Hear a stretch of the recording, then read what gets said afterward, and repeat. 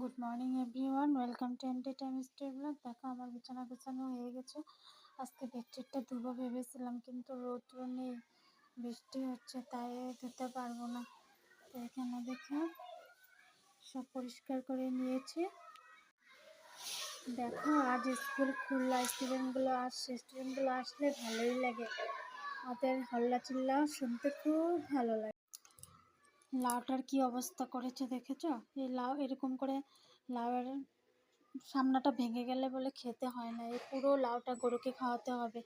ছেলে সেদিন লাউটা নিয়ে খেলা করছিল, তো খেলতে খেলতে এটা ভেঙে গিয়েছে, এটা আর খাওয়া যাবে না, এটা গরুকে দিয়ে দিতে হবে।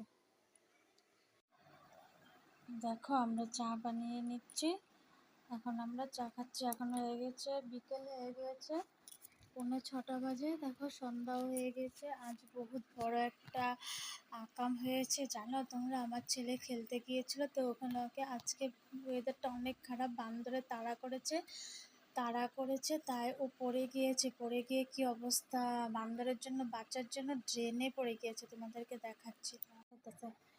দেখো ও খেলতে গিয়েছিল, রোজই খেলতে যায়, তো আজকেও খেলতে গিয়েছিল, বান্দরে তাড়া করেছে, দেখো ড্রেনের ভিতরে পড়ে গিয়েছে। ভাগ্যিস বান্দরে যে ওকে দেখো এখানে বানাচ্ছে ম্যাগি, ও একটা নিজেই বানিয়ে নিচ্ছে। আমি গ্যাসটা জ্বালিয়ে দিলাম, বাটিটা রেডি করে দিলাম, তো বাটিতে করে ম্যাগি।